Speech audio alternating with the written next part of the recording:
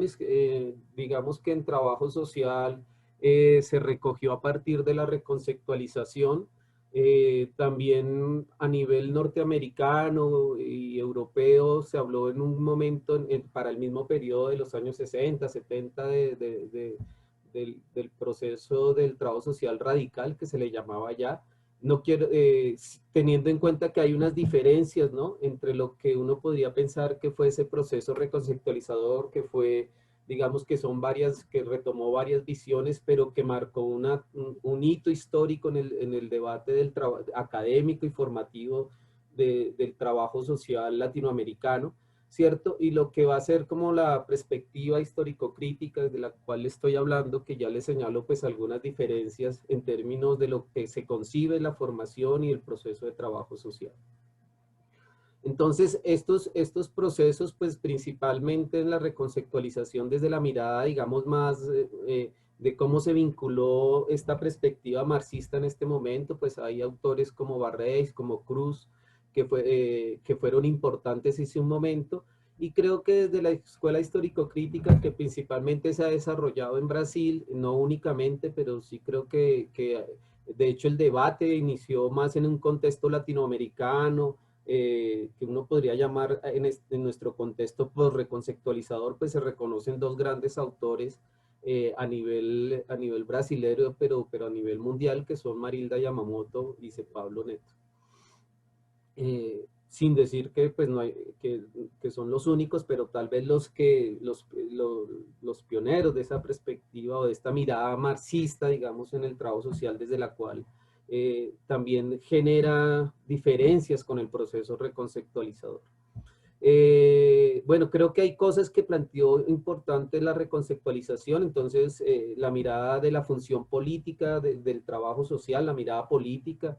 De hecho, creo que las miradas más conservadoras en trabajo social pues dicen que trabajo social no tiene nada que ver con lo político, y ahí empieza todo un debate de eso. Se empieza a hablar obviamente en su momento pues muy vinculado a la educación popular, a la teología de la liberación. En nuestro contexto eso fue claro, ¿no? La relación con las ciencias sociales y la preocupación por la investigación, aunque se queda como en la lógica de investigación desde la práctica, pero creo que eso fue algunas cosas importantes de ese proceso que desde la mirada más, digamos, más crítica de la reconceptualización, o más desde la mirada que vinculó al marxismo a la reconceptualización, pues creo que se llevó a cabo. Pues un debate muy fuerte que se dio en ese momento con el servicio social que se empieza a llamar tradicional, ¿cierto? El análisis crítico, el compromiso con las clases sociales, el vincular la noción de cuestión social, el análisis de las realidades nacionales y latinoamericanas, el reconocimiento de la práctica profesional en un sentido histórico-político, el cómo se repensaron en su momento entonces esos procesos formativos, ¿cierto? Y esa preocupación por la generación de conocimiento. Creo que estos son como algunos aspectos fundamentales y me parecen importantes porque no solo por el aporte del marxismo de ese momento, sino por todo el aporte y todos los debates de esa época, desde las diferentes corrientes estructuralistas y hasta positivistas que hicieron parte de la reconceptualización, pues iban a marcar una característica en el debate profesional latinoamericano que va a ser fundamental desde entonces, y sí podemos ver en nuestro debate latinoamericano pues un debate mucho más politizado en términos del trabajo social.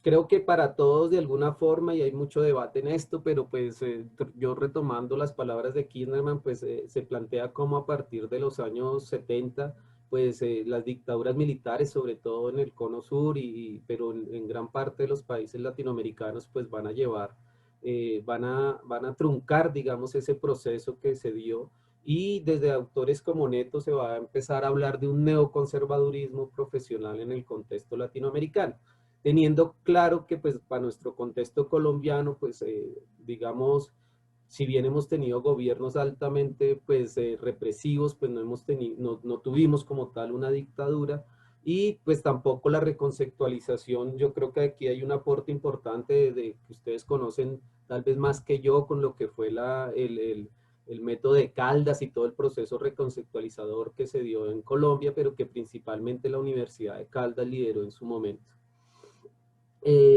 Críticas, pues después de eso hubo muchas críticas, ¿cierto?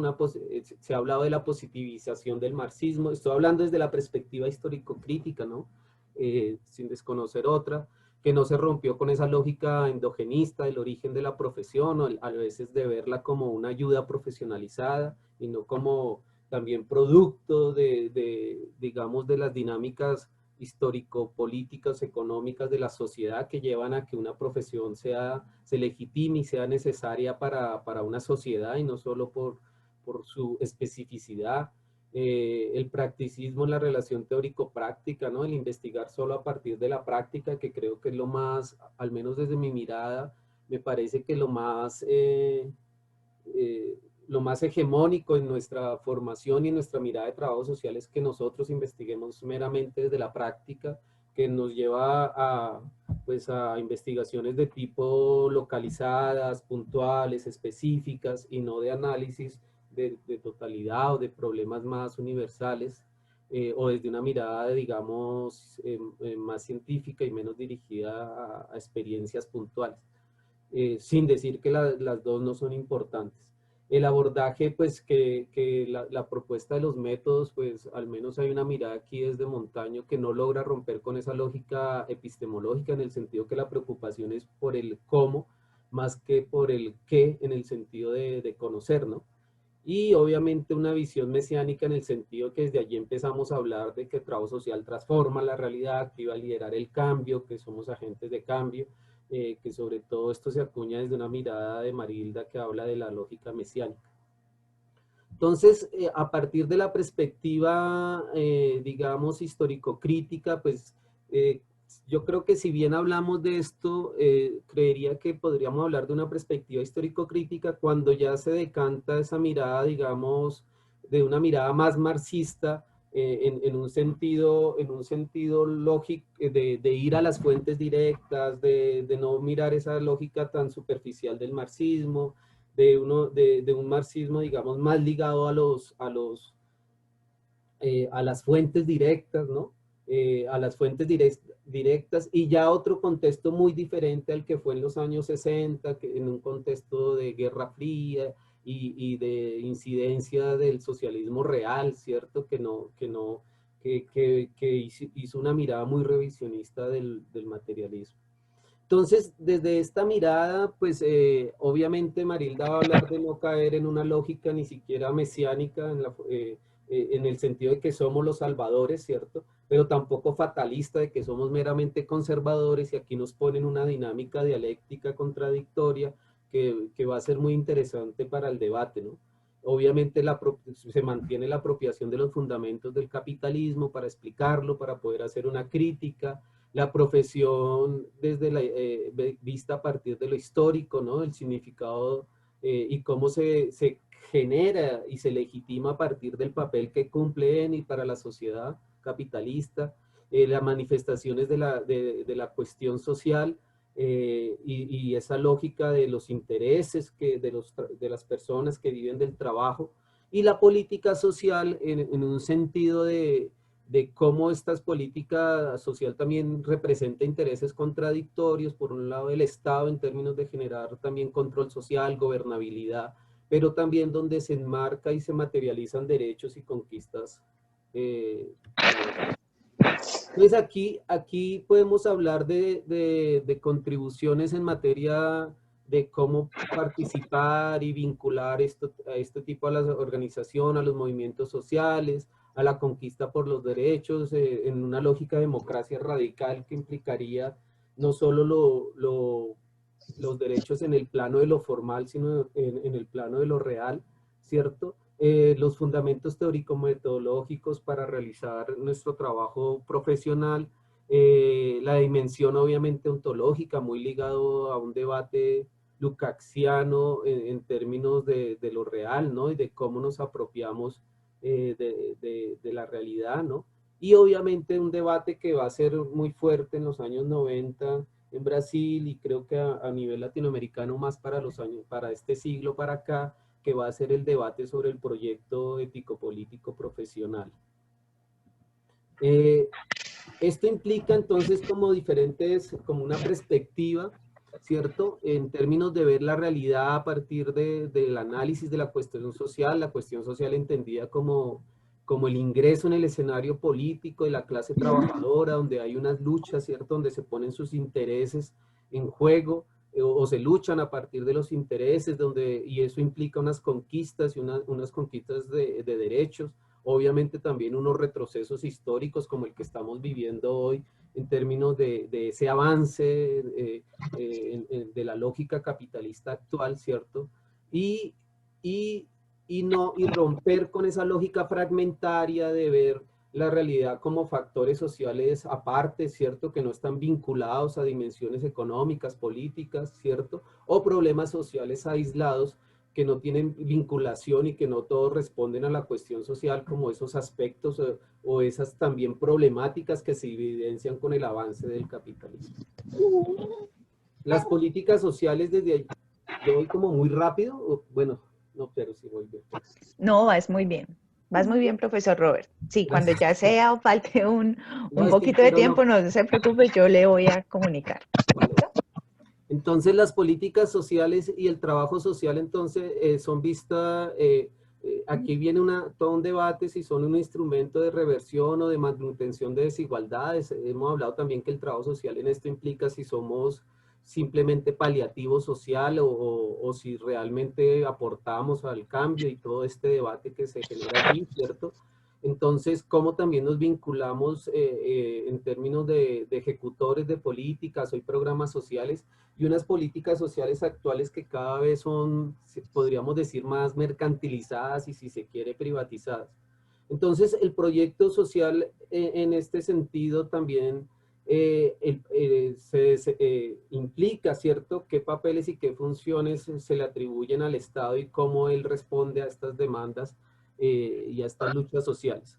Entonces, por un lado, desde una lógica pues más conservadora, la política social se ve como aquellas que procuran disminuir desigualdades sociales generadas, ¿cierto?, a partir de las naturales, o sea, diferencias entre los sujetos y su relación con la sociedad y en el mercado.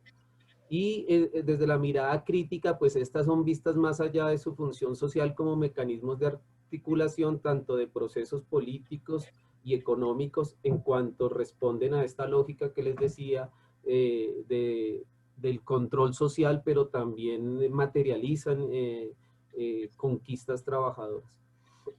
Entonces, allí la política social pues tiene que ver con las secuelas de la cuestión social y viene y responden también a asegurar las condiciones necesarias para el desarrollo del capitalismo en su fase monopolista, ¿cierto? En términos de la concentración y la centralización del capital. Y esto implica todo un debate, ¿cierto? En términos del trabajo social, si nuestra función y en el marco de todo esto implica responder a los intereses de quien nos contrata, ¿cierto? Que es el capital, el empresariado, el Estado, ¿cierto? En una lógica de control social y con unos intereses de garantizar el desarrollo capitalista y las relaciones capitalistas, o si también respondemos a los intereses de los trabajadores, de las poblaciones con las que trabajamos. Y esto va a implicar una pregunta política que nos hemos venido haciendo en términos de nuestro compromiso con el trabajo social, si es con lo social o con el sistema establecido. Esto nos lleva a pensarnos el proyecto ético-político-social en sus diferentes dimensiones. Yo planteo aquí 5, pero pues podríamos tener más, ¿cierto? Pero solo quiero mirar cómo la importancia de lo teórico, ¿no? De la investigación en la formación profesional, reconociendo que debemos formar para generar investigación y que no nos podemos quedar, si estamos pensando en las ciencias sociales, solo en una formación para el hacer, sino también para el conocer, ¿cierto? Y eso implica producción y divulgación teórica, la mirada jurídico-política en el sentido de relacionarnos en términos conocer, si estamos hablando de la defensa de los derechos humanos, pues debemos reconocer la legislación que nos rige, la legislación también profesional y cómo trabajamos como colectivo profesional, y eso implica organizarnos, trabajar como gremio, ¿cierto? Vincularnos a proyectos sociales y a movimientos en este sentido, ¿cierto? Una dimensión metodológica que no podemos metodológica operativa, es decir, es claro que nuestro ejercicio profesional principalmente está vinculado a aspectos operativos, ¿cierto? Y nosotros debemos también poder ser buenos y responder a estas demandas en estas lógicas coyunturales y puntuales y de nuestros ejercicios cotidianos que generamos como profesionales. Y todo esto pues obviamente cruza la dimensión formativa, ¿cierto? Que es importante fortalecer también desde una mirada ética, ¿cierto? Relacionada con el posicionamiento político, de una ruptura con romper la lógica instrumental, si se quiere, meramente funcional y conservadora del trabajo social, y una lectura de lo universal, de lo particular, de lo singular y lo coyuntural. En este sentido, aquí es cuando quiero, pues, nosotros cómo lo hemos trabajado a partir del externado. Pues el externado es un programa que surge en el 69 y que tiene que ver con que rompe, digamos, la mirada de los métodos de intervención con que inicia formando en el 76, pero a partir del 83 se va a dar una cosa aquí interesante de esos debates que se dieron, si se quieren, de finales de la reconceptualización hasta por reconceptualizadores, pero que tienen que ver con los debates de la época, que va a dejar de formar por métodos y va a empezar a formar por áreas o espacios de ejercicio profesional y áreas de investigación, que va a ser muy relevante, y que eso se vincula al nuevo proyecto de la facultad cuando surgen los demás programas y trabajo social deja de ser facultad para pasar a ser un programa de la Facultad de Ciencias Sociales, donde se dan dos principios fundamentales, que es la interdisciplinaridad y la investigación, y se empieza a formar a partir de esta lógica. Entonces, esto va a ser importante en ese momento, ¿no? En términos también de hablar de una diversidad. Obviamente el externado es una universidad liberal y por eso ha venido, digamos, imprimiéndole las diferentes miradas al trabajo social desde esta perspectiva, ¿cierto? Entonces, incluyendo la mirada ético-política, la acción reflexiva y la autonomía y la vinculación orgánica entre teoría y práctica, que básicamente se va a dar en varios aspectos. No sé si aquí se puede ver, pero solo quiero hablar de dos aspectos, uno en el ciclo básico o en el primer ciclo, que son los primeros 5 semestres, donde todo se da a partir del método, pero se ven diferentes perspectivas profesionales y no solo una, ¿no? Entonces se ve el empirismo y el positivismo, el estructuralismo, el materialismo, que es desde el cual les estoy hablando, ¿cierto? Principalmente. Estimado profesor Robert, tiene 10 minutos como tal. ¿Listo? Vale. Y lo otro, y aquí está algo que les decía que se dio desde los años 80, y es empezar a formar por espacios, no por métodos, sino por espacios de ejercicio profesional. Entonces está principalmente las áreas de laboral y mundo del trabajo, familia, infancia, juventud, comunidad, participación política y análisis social, y salud y prevención. Y desde allí pues se vinculan los diferentes énfasis, teniendo en cuenta que hay digamos, varios componentes. El de investigación, que es fundamental. Si uno va a mirar el componente de investigación en trabajo social y ciencias sociales, es el 52%, el componente de prácticas, que es el 9%, el humanístico, que es toda la formación de contexto, que es totalmente interdisciplinar, que es el 25%, y lo disciplinar, que es el 24%. El componente de investigación también tiende a ser interdisciplinar. Y eso se devuelve en 2 ciclos y tiene que ver con lo que se da en términos disciplinar, en lo formativo, en las prácticas, que obviamente se refieren a las 4 áreas que tenemos en términos de la formación. Aquí es muy importante señalar que la teoría se da paralelamente a la práctica y a la investigación. Es decir, cada semestre se ve la teoría con 3 seminarios teóricos sobre cada una de estas áreas. Se hace la práctica y aparte de eso están haciendo una investigación en unas áreas de investigación que son totalmente interdisciplinares. Entonces, desde ahí en este sentido se ve, obviamente el estudiante tiene su criterio y escoge desde dónde y desde qué perspectiva profesional quiere desarrollar su trabajo de investigación y sus procesos académicos, ¿no? A partir de las diferentes perspectivas que vieron en el primer ciclo, y que desde ahí se integra una lógica crítica plural, ¿cierto? Donde el estudiante asume su propio criterio desde la perspectiva que quiera escoger. Obviamente nosotros hemos hecho diferentes acciones entre esos procesos académicos extracurriculares, como las salidas de campo, que nos han sido muy importantes para conocer experiencias profesionales, para vincularnos a la realidad colombiana, para conocer el país y para generar diferentes experiencias, ¿no? Directas y no solo quedarnos aquí en la ciudad. Entonces, tratando de cerrar a tiempo, pues quiero señalar algunas reflexiones, ¿cierto? Desde estas experiencias, y es cómo promovemos principios integradores de la sociedad y no fragmentarios. Creo que eso es importante pensárnoslo, ¿no? En términos de lo que tenemos en común desde nuestras diferentes visiones, cómo reconocer permanentemente la historia en el debate, promover una formación teórica constante y profunda, fortalecer el tejido social, contribuir a procesos sociales en la construcción política, en un proyecto de sociedad, que creo que sí nos debemos pensar en términos de una sociedad alterna o superación de esta sociedad por las cuestiones de desigualdad, de injusticia social en las que vivimos, y que cada vez nos están llevando a un contexto más de barbarie, que es importante que el trabajo social se comprometa con eso.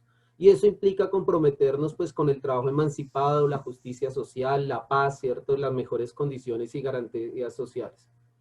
Yo creo que si bien hay sectores conservadores que han venido atacando la perspectiva marxista, es importante también ver que esta perspectiva ha venido contribuyendo, ¿no? En términos de una producción teórica que creo que es sólida, reconocida, aportes al campo de la formación, a lo técnico operativo, a lo ético político, que son referentes importantes en el debate profesional latinoamericano.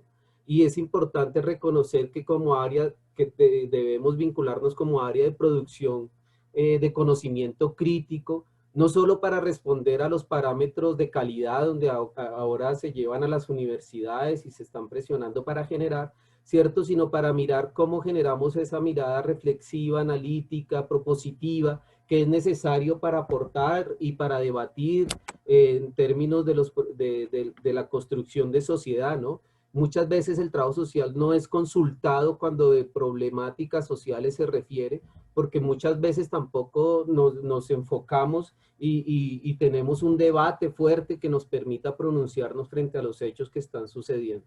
Entonces, el no responder a esto es condenarnos a hacer meramente una técnica, ¿cierto? Y eso nos rompe con la mirada del trabajo social en las ciencias sociales, a ser meramente funcional y al responder desde una lógica meramente discursiva e idealista, y no con un compromiso frente a lo que hacemos. Y eso implica entonces ser profesionales comprometidos con la social, con su articulación a los procesos y movimientos sociales que buscan la transformación de la sociedad en un horizonte de emancipación humana, ¿cierto?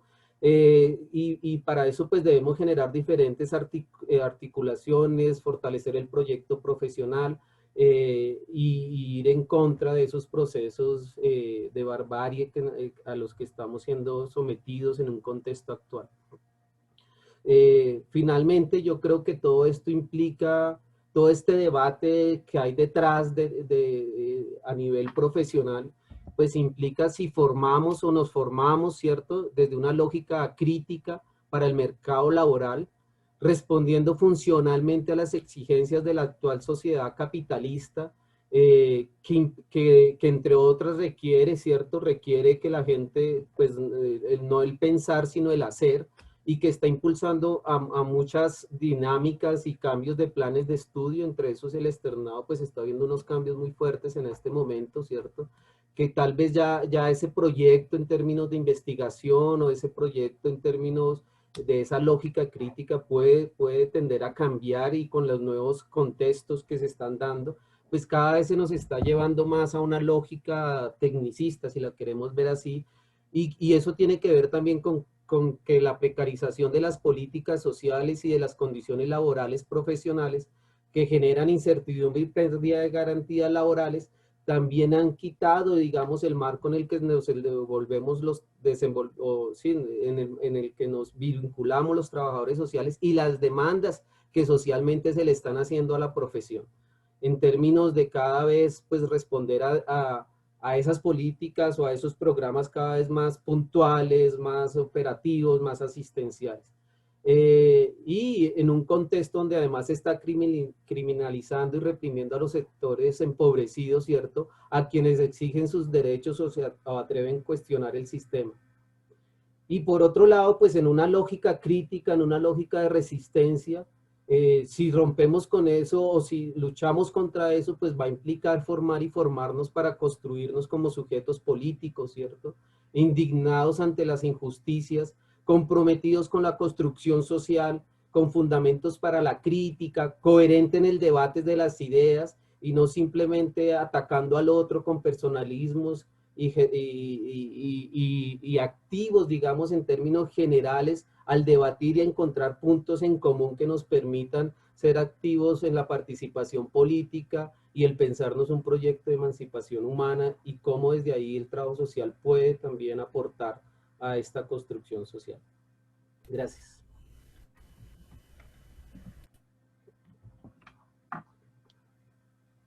Bueno, profesor Robert, Salamanca, muy clara la presentación en términos también de la perspectiva histórico-crítica y cómo nos sitúa en un contexto donde se presentan estas tensiones en términos de lo que es básicamente la política pública en tensión, pero también un contexto que de alguna forma conecta con lo que nos comentaba la profesora Paula, que se caracteriza por un neoliberalismo, un patriarcado y también unas formas coloniales y que de alguna manera las voces sobre todo y las desigualdades que están en esas voces de la vida cotidiana con quien nosotros trabajamos, claro, quedan en una interpelación y nos deja una interpelación constante a nosotros como trabajadores sociales.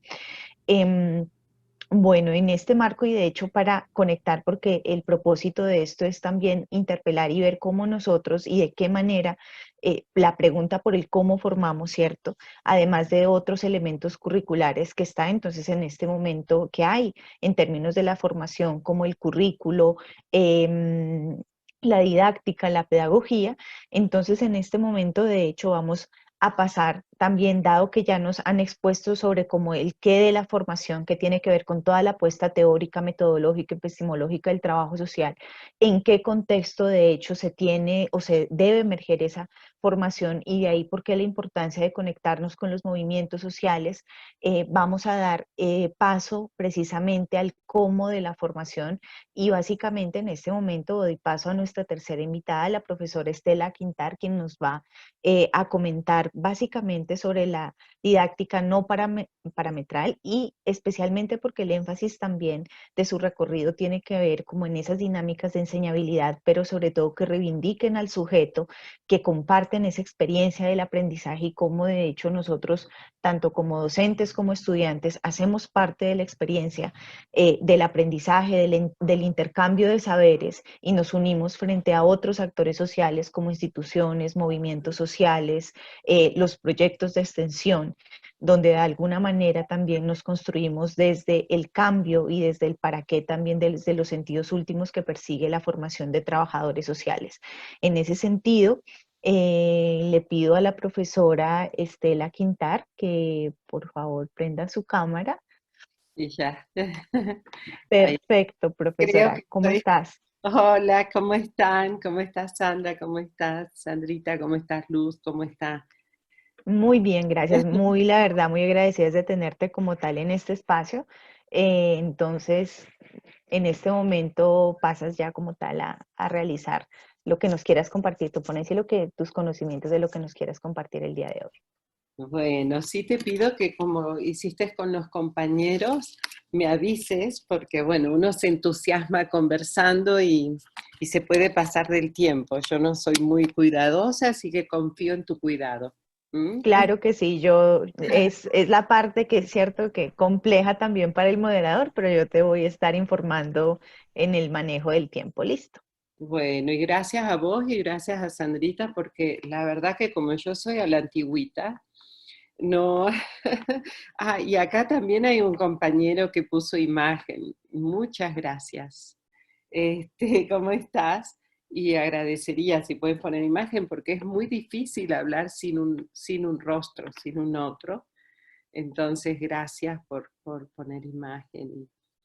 Y bueno, agradecer enormemente a todos, John Sebastián, que Sebastián es, bueno, un compañero muy querido, y también a cada uno y a cada uno de ustedes que están aquí presentes. O no sé, porque con estos medios tecnológicos la presencia es un poco, es así como enorme, ¿no? Entonces, Les pedimos, por favor, de hecho, qué pena, profesora, contigo, les pedimos, por favor, a quienes ingresan que vayan silenciando sus micrófonos, por favor, para que pues también esto se desarrolle de la mejor manera con la profesora. ay, qué lindo, un abrazo, Sebastián, qué rico saber que estás ahí. Bueno, em, em, la verdad que es muy interesante los compañeros que me precedieron. Me parece que dan un contexto muy interesante para poder conversar los aspectos em, interesantes de ser debatidos en la construcción de un diseño curricular. ¿Mm? Bueno, en ese marco se dijeron como entre los conceptos que creo que más se trajeron fue crítica, problematización, realidad, ¿no? O sea, entonces me gustaría un poquito aclarar lo que son para mí esos conceptos y desde qué coordenadas epistémicas voy a plantear la conversación que intento donar. ¿Mm? Porque me parece importante, son conceptos que pueden ser como de mucho uso dentro de la academia, pero ¿qué queremos decir con esos conceptos? Y me parece que es importante aclarar desde qué lugar uno habla. Entonces yo vi que los compañeros compartían PowerPoint. Yo no soy muy amiga de los PowerPoint, pero en estos tiempos de, de imágenes, quisiera ver si se puede compartir la imagen que puse aquí. No sé quién. ¿Quién es el hospedador para que porfa la ubique a la profesora como hospedadora para que la profe Bueno, pueda compartir? es que el profesor Robert aparece como anfitrión, entonces le quería pedir el favor si me puede habilitar como anfitriona y habilitar a la profesora Estela para la presentación. O creo que Diana. Ya voy. Muchas gracias, Ya, profesor. de paso, Qué pena con- ahora sí veo bien tu nombre, Jaime. ¿Cómo estás? Porque recién no veía tu nombre, pero sí te ubiqué. Bueno, entonces, mientras esto se da, quisiera bueno, algunos que ya me han escuchado, en algún momento hemos compartido espacios de conversación, esto les va a parecer, les va a ser conocido. Las coordenadas epistémicas, desde donde, primero voy a aclarar qué entiendo por epistémico y por epistemología. Cuando nosotros hablamos de epistemología, que fue otro concepto que apareció por allí, estamos hablando de la relación de conocimiento con la realidad, de las maneras en que uno se puede relacionar con la realidad. Y el conocimiento que se produce en esa relación. Pero eso es fácil decirlo, lo que pasa es que depende desde qué postura epistémica sostenga o de qué postura frente al conocimiento, voy a ponerme en relación con esa realidad. porque hay muchas posturas, no, me avisan cuando puedo compartir, ¿eh? Hay muchas posturas, digamos, o en la postura en la que nosotros fuimos configurados, es una postura que se asienta en una tradición de pensamiento que llamamos analítica. Profe, ya puede compartir. Ok, entonces voy a poner la imagen. ¿Quién la comparte, el compañero o yo? Usted, profesor, en verdecito compartir pantalla y ahí aparece, nos Ya, aparece a nosotros. Muchas ya. gracias. Y ahí dice Deskbox 1, ¿será eso?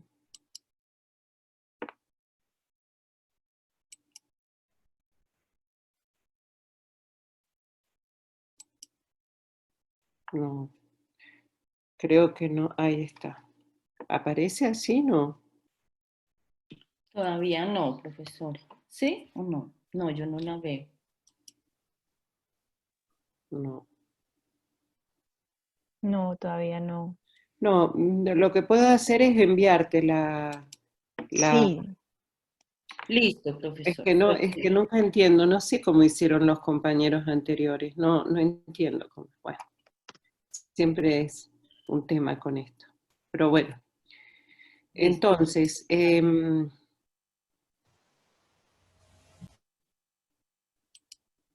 voy a intentar enviarte se lo envía a Sandrita, ¿sí? Listo, perfecto.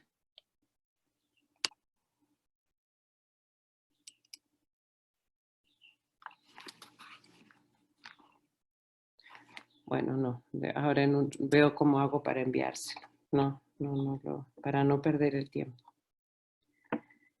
Entonces, no importa, entonces,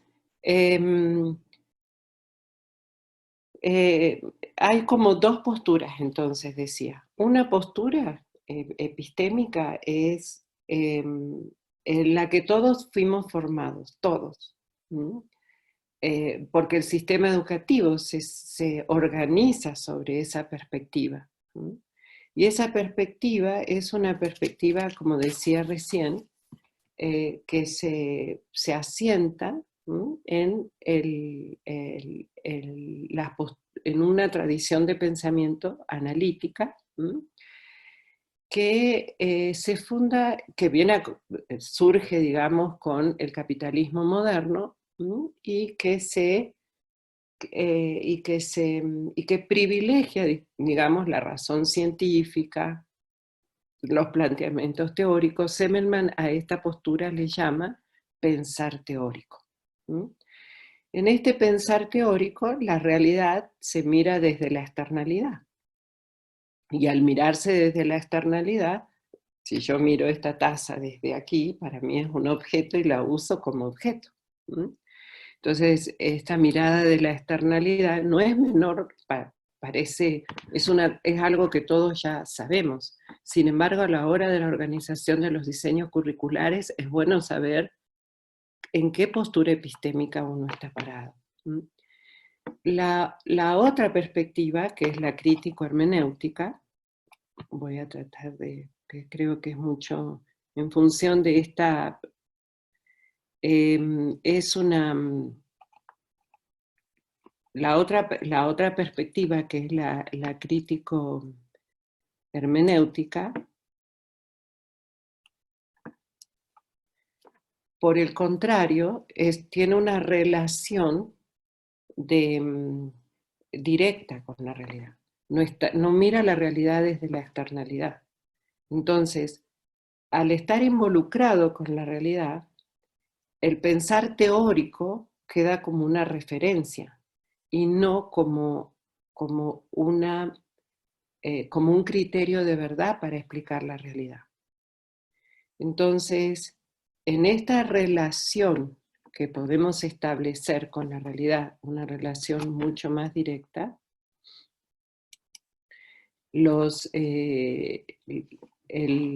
perdón, estoy intentando enviar en esta relación donde donde hay una manera de incorporarse a la realidad, con los sujetos que hay en la realidad, con todo lo que hay en la realidad, la producción de conocimiento es otra cosa. Y acá hay un problema que es fundamental. Por lo general, en la academia se confunde información teórica con conocimiento. Y el conocimiento desde una perspectiva crítico-hermenéutica o desde la crítica, como se ha venido diciendo acá, es otra cosa. El conocimiento para nosotros es una articulación compleja de sentidos y de significados. Nosotros somos sujetos simbólicos. Construimos el mundo de la vida desde representaciones simbólicas. Construimos el mundo de la vida desde sentido, seamos académicos o no, hayamos ido a la escuela o no. Nosotros somos sujetos simbólicos, todos, el señor del campo, todos aprendemos en unas configuraciones complejas de sentido y de significado. Y eso implica un sujeto habilitado en sus sentidos. Todos nuestros sentidos nos ponen en una relación experiencial con la realidad que después vamos complejizando para llevarlo a lo abstracto. ¿Por qué digo esto? Toda esta tradición de pensamiento, además, es muy larga. En esta tradición de pensamiento está el neomarxismo, está el historicismo alemán con Dilthey, está Husserl, está la Escuela de Frankfurt. Digamos que es una larga tradición de pensamiento que por lo general en la academia se usa como crítica teórica, que es una contradicción tremenda. La crítica de la que nosotros hablamos no es la crítica teórica. ¿A qué le llamamos nosotros crítica teórica? A la crítica que se mueve en el marco del pensamiento analítico, donde está el positivismo, el neopositivismo, la Escuela de Viena. En ese marco, por lo general, los profesores adherimos a pensadores críticos, que es distinto. No es lo mismo pensar críticamente que leer teóricamente a autores críticos que en su época pensaron críticamente su realidad.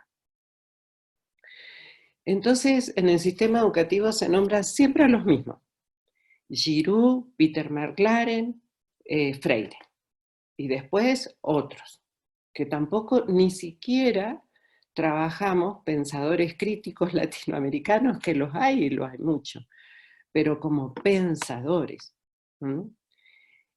Por lo general, y esto fue después de las aperturas democráticas en América Latina, después de las dictaduras a que hacía referencia el compañero, que empieza a llegar mucha bibliografía que estaba prácticamente prohibida, entonces empieza a llegar esta información y a confundirse pensamiento crítico con teoría, con adherir a otros pensadores críticos. ¿Por qué digo esto?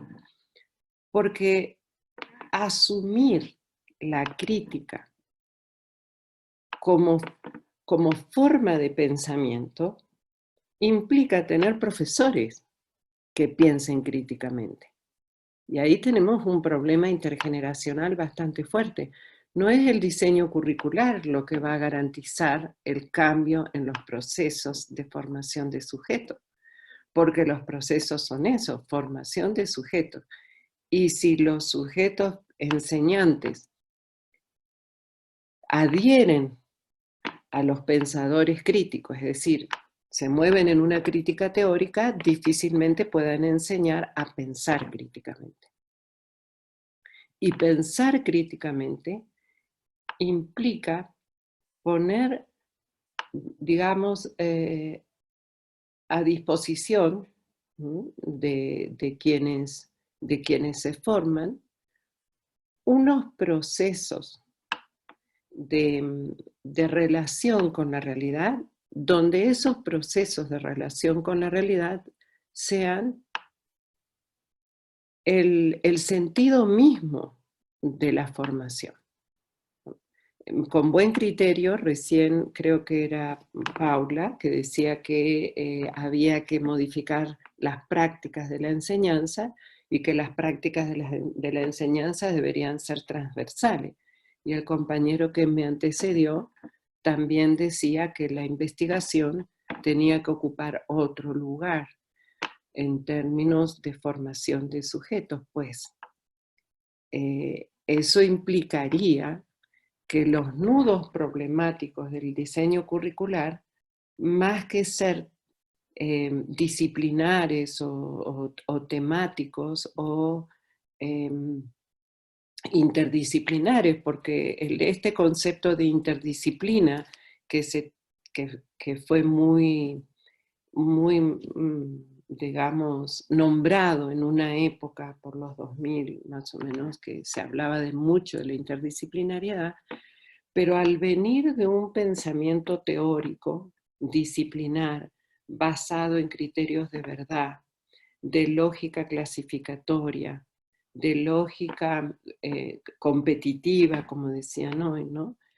La interdisciplinariedad terminó siendo unas áreas más grandes donde se contienen varias disciplinas. Y con eso no modificamos el concepto de interdisciplinariedad. Es decir, articular varias disciplinas no es interdisciplina. La interdisciplina, desde una perspectiva crítico-hermenéutica, es construir problemas culturales de la realidad para, a partir de ese problema, rearticular las disciplinas. Porque así se resuelven los problemas de la humanidad. Ahora, por ejemplo, con el COVID, yo no me imagino, o como fue en su momento con el SIDA, no me imagino, ¿no?, un hematólogo diciendo, no, bueno, me tengo que, si no trabajo no está pensando con quién trabaja disciplinarmente. En la resolución del problema llama porque es el problema quien convoca a las disciplinas, es el problema quien convoca, digamos, el desafío a los conocimientos disciplinares. Uno de los problemas que tenemos en la formación profesional es que el pensar teórico sigue siendo la lógica de la formación. El pensar crítico implica un pensar histórico. El pensar histórico, ¿a qué nos lleva? Pues a trabajar con la realidad, y vuelvo a decir, eso implicaría construir diseños curriculares que se organizan a través de módulos problemáticos. Por ejemplo, en eso los diseños curriculares modulares nos han traído unos aportes interesantes, porque pueden organizarse como problemas, y los problemas culturales. Hay un trabajo muy interesante de un chileno, Abraham Magenzo, de uno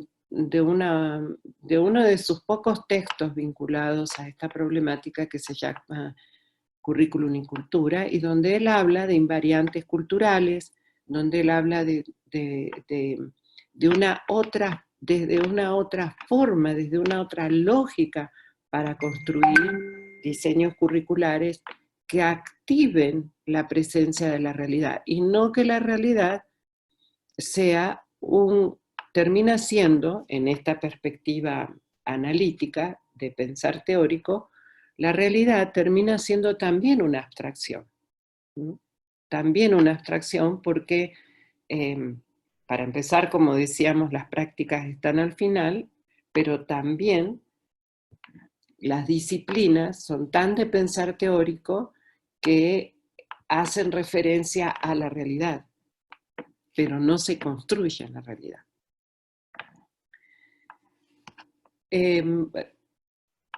Entonces, primera cuestión. Voy a hablar desde una crítica histórica, desde una perspectiva crítico-hermenéutica, que se articula al pensamiento crítico y no a una crítica teórica que se articula a una crítica de perspectiva analítica.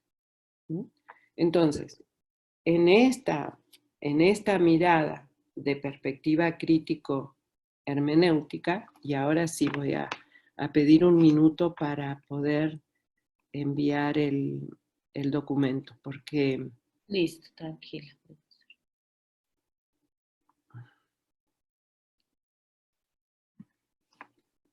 Es que lo tengo abierto acá y no sé cómo... En la mitad dice compartir pantalla y ahí la flechita y... Sí, acá está, ahí ya me permitió. Listo. Porque recién no me lo permitía. Listo, ya. Ahora creo que sí. Disculpen, ¿eh? Acá. ¿Ahora se ve? Perfecto, sí, profesora, se ve, muchas gracias. Bueno. Entonces, esto es un poco lo que estaba diciendo recién, creo que ahora queda más claro. El problema del conocimiento es un problema que se resuelve en la relación con la realidad. Lo que decía recién, esta relación con la realidad, en la manera en que nosotros fuimos formados, en América Latina y en general en el mundo, tiene que ver con un proyecto capitalista moderno, donde la relación de conocimiento es desde la externalidad. Este ojito, con imaginación puede ser un ojito, es un ángulo de mirada que explica la realidad. Y la explica en estos criterios de verdad categórica. Entonces, y acá pasa mucho que se ponen de moda, ¿no? Cuando se puso de moda Foucault, nadie podía no hacer referencia a Foucault. Cuando se puso de moda Giddens y la tercera vía, todo el mundo tenía que hablar de, o sea, pero hay muchos pensadores clásicos que no están de moda y sin embargo podrían aportarnos muchas cosas. ¿Por qué digo esto? Porque este pensar teórico es muy fuerte, nos configura, nos constituye. Y de acá explicamos todo el tiempo. Explicamos lo que en la realidad se está dando. Explicamos los procesos de paz, explicamos los procesos democráticos, todo se explica a partir de descripciones y de una lógica de razonamiento, como decía, jerárquico funcional, donde lo jerárquico está dado en el propio pensar teórico. Como dije acá, la tradición de pensamiento analítico es una larga tradición de pensamiento. Entonces, si yo tengo claro que nosotros venimos desde acá, una reforma curricular, unos procesos de formación que impliquen una descolocación epistémica para recolocarnos en una perspectiva crítico-hermenéutica, como he escuchado que todo el mundo hace referencia, o por lo menos quienes me antecedieron, aquí la realidad es compleja en sí misma. Entonces, todo lo que tiene que ver con el sistema capitalista o capitalista totalitario, como se quiera llamar, se vive en lo micrológico de la realidad concreta.